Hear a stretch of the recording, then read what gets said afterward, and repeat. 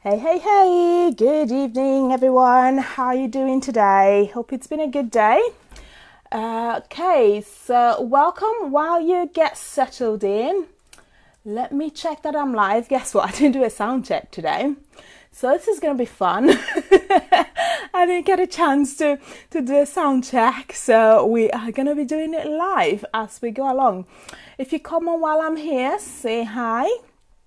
If you watch it on replay, say replay. If you watch this on YouTube, of course, then I guess that's not relevant, but feel free to comment as well if you want me to know. Okay, so let me just double check that I am live. I'm live. Do we have sound? We have sound. Excellent. I've got a cup of coffee today. If it's your first time here, welcome. So this is Trust and Money TV. My name is Trust Oluolu, and I'm a budget coach to women who are frazzled about money and need a bit of guidance in terms of budgeting, and essentially take them from budget novice to budget whiz in 12 weeks, which is the duration of the program I am creating. And I'm going to talk about that later on. So that's what we do here. I come on live on Wednesdays and I discuss the topic of money and, share, answer a question, just depends on how it goes. And actually, something I wanted to say, I've not said it before. If you have specific questions regarding money budgeting that you want me to address, feel free to message me. I can take that on board and pick that as one of the things to talk about, because it'd be good to get feedback as well and make sure that what I am providing is giving value, because that's the whole point. I want it to be valuable for you. Okay, so I've got all of that intro out of the way. I'm gonna jump in. So you probably see from the title how I live on 50% of my income. When I was deciding on talking on this subject, I felt a bit of resistance. I was in two minds whether I should talk about this. But you know what? I thought, why not? If it feels that hard, then maybe that's what I need to talk about. Because in general, the things that have been hard, the things that I've felt resistance for, those were the times that I had the most growth. And you've probably found the same as well. The things that have been the most hardest have helped you grow the most. And so I thought this is what I need to talk about. And a bit of a caveat to start in there. It doesn't have to be 50% for you. The purpose of doing this is not to say this is what you have to do. It's not to brag either. It's just to show what is possible. Something that if it's something you're interested in, you can work towards. So bear that in mind while I jump in. So, hold on. So I said the way I'll address this is first of all talk through the percentages, how I break down that number, put this down for a sec, to get to 50%.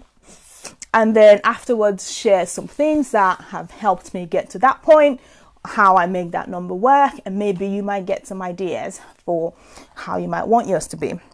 So I'll go straight into the breakdown. I've got my notes.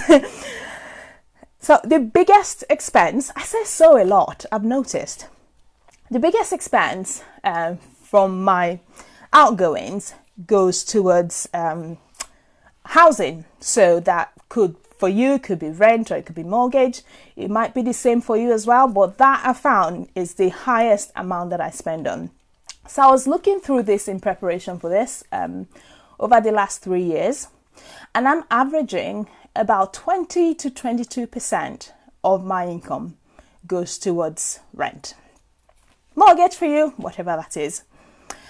I'm going to give some points on that later on, but I'll throw this in here. As a general rule, if you're spending more than 25% of your income on housing, I would suggest maybe it needs to be looked at and see whether there's anything you can do there to make that be a bit less. Okay, the next biggest item on my outgoings, that is bills. So things like the combination of the council tax, gas and electric, water, phone bill, internet, all of that, throw it in there. It comes to around 10% for me. And again, I'll share some things that I'm doing to make that be where I want it to be. Okay, the next biggest item on my list, that is food. We gotta eat, right? We gotta eat, we need food. So that is averaging around 8 to 9%, but let's leave it at 9 that I'm spending on food. So that is what I'm cooking at home, what I'm eating out as well. I will mention as well, so my son, he has a few food allergies, so it's like sometimes I have to buy the stuff that's quite expensive as well. Allergies to things like wheat, which is in everything, and so I have to make my own bread, specialized things. That's just caveat there, but it is doable, I guess, is the point I'm trying to make. So about 9% on food. The next few items are around the same. So the next one I'll talk about is transport. So this is getting the bus, getting the train, rail cards. I have a rail card, everything to do with transport. Now, I do realize I am in a position where I work from home. I have worked from home for the last maybe 3 years. So if you're someone that needs to travel into work every day, this might be a bigger percentage for you. But I work from home, and so I did notice the difference from the last 3 years to what it was before, that it was a bit higher then, but now we are around 3%, or have been for the last few years. The next thing, which is around 3% as well, is childcare. So like I've mentioned, you probably see on here, I have a son. So childcare, because he's 7 now, he's in school. And so I'm talking things like after school club, holiday club, other things that I get him involved in as part of school and part of him being looked after. Another caveat there, when he was younger, before he started school, and he had to go in nursery, for longer periods of time, childcare was a bigger percentage then. So if you have younger kids, that 3% might not be possible for you, depending on, how much you make. But that's where I'm at, 3% for that one. And then the last thing, which is also 3% on that list, is the fun. If you have watched any of my videos for a long time, you know that I class that as an important part of the budget. That is things that you do for your mind, for your well-being. So things that just make your soul sing, things that give you a sense of wellness. So for me, it's, when I have days out with my son, when I decide to go to a dance class and music makes me happy, so being there, something that brings joy in that way. Or the massage session that I'm going to tomorrow, that's something that would class into that well-being fun category. So it's different each month, of course, but that is the last 3% there. So if you've been doing the math with me, hopefully I've done it right. So we have around 22% for housing. We've got about 10 for the bills, utilities and all of that. About 9% for food. And we have 3% each for transport, childcare, and the fun and well-being side of things. So you get around 50%. At the end of that. Hi guys, say hi when you come on as well. I can see there's a few of you watching. So those are my numbers. Like I said at the start, it doesn't have to be exactly the same for you. The whole point of this is, and this is the important thing, by the way, that I want you to take away from this, is having those things that I have to do, those things that I have to pay for, be as little as possible, means that I have so much more to spend on stuff that I want to do. I'm going to say that again. Spending as little as possible on things that I have to, so things that you have to pay for, your bills, your housing, keeping that as small as possible means, hi there Daniel, oh, good to have you on. Birmingham, very cool. Hope the flood desert, what's the name again? Storm Dennis. I hope it's not bothering you guys over there. Anyway, it means that I can spend as much as possible on things that I want to do. So it means I can, pay myself in terms of investment and whatever ventures that I want to get into. It means that I can donate to the causes that matter to me as much as I want to. It means that I can have enough to put into things that are bigger than myself, things that are less inward facing, but things that are more purpose driven.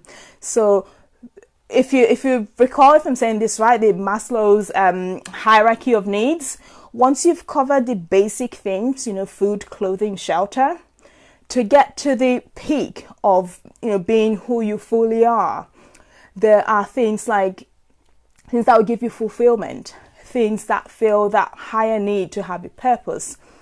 Being able to put towards things like that, it means I can do that as much as I want to, because the things that I have to pay for, I've kept them as little as possible. And that's the important thing that I want you to take from here.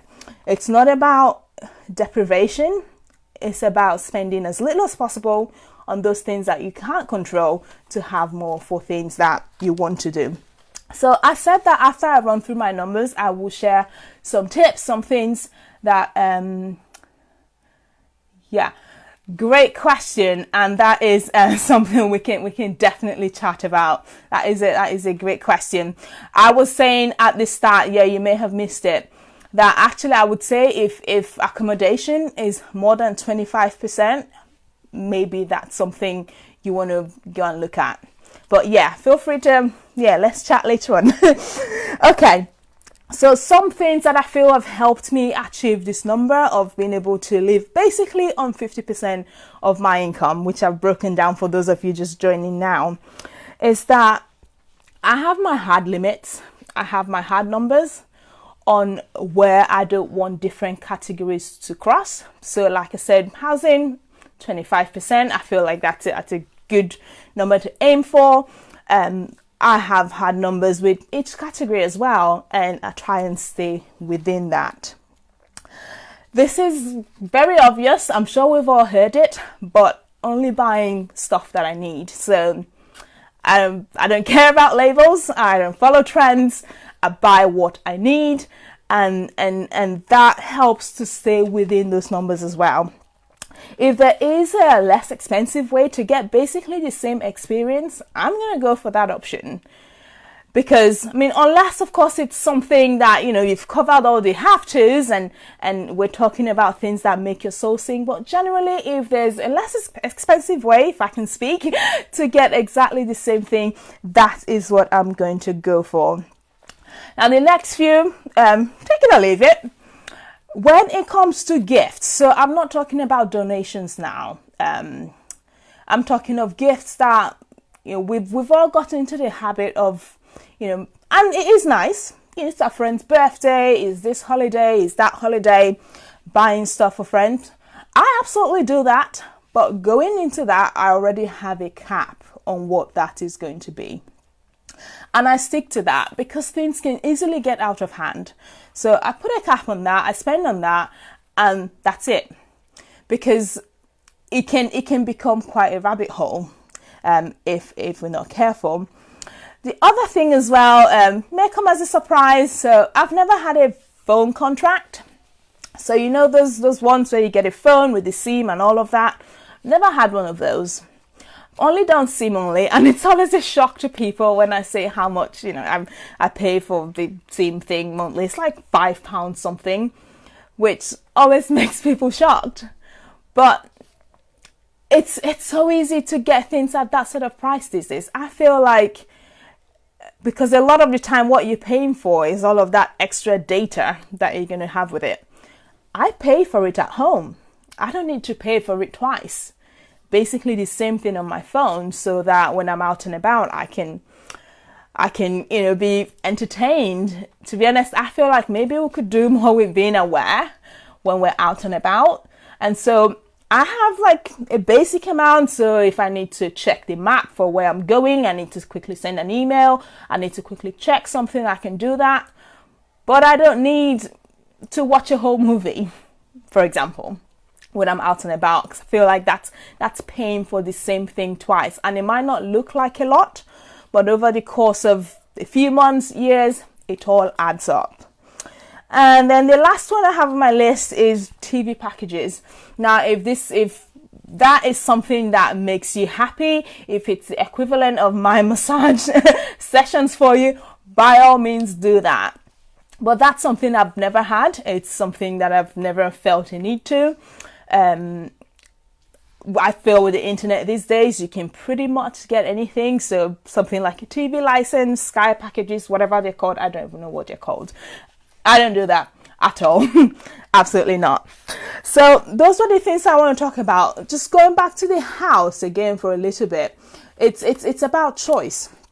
You know, can I pay for a place that would be a bit more expensive? Of course I can. Will I do that? I don't think I need that right now. Not for a while anyway, because those are things that once you get hooked into them, so it's pressure. It's stuff that before you even leave the house on a morning, absolutely can't go wrong with a massage. Like any time, sign me up. Love them. Love them. So those are things that would class as being under the well-being. If you go back and watch from the start, that is an important part to factor in there. So it's, I guess, taking off the pressure on yourself a little bit, making it so that your existence is not a thing of stress.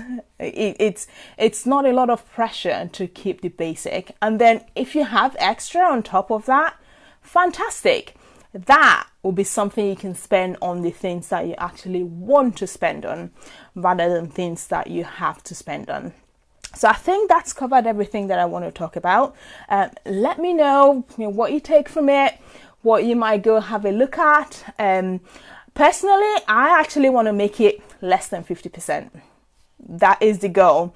I think what would be cool, I would like a 90% to 10 ratio. Like being able to live on 10% of what I make. I think that would be really cool.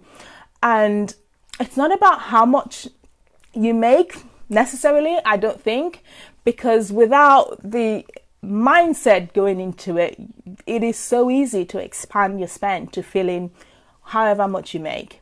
It's deciding what those percentages are for you and making them so that the bulk of it can go towards what you want to spend, what you actually want to do with it. So I'm going to leave it there. If you watch this here on Facebook or on replay, comment replay when you do see it. If you see this on my YouTube channel, do subscribe to it, because I do put them up on there as well as another place for people to catch up. So have a good rest of the day, ladies. Danielle, definitely message me, and I will leave a link as well to my calendar, or at least I'll try to, so that if you wanted to book a call with me, you can see when I'm free to do that, and we can jump on a half an hour call there, because I'm actually building a list for the doors opening in April on the 12-week budgeting coaching program. So, feel free to book a call there. Let's have a chat, see whether it's going to be a fit for you. If not, that's absolutely fine. Just get some value anyway. Thanks, Danielle. Good to have you on. Take care. Bye.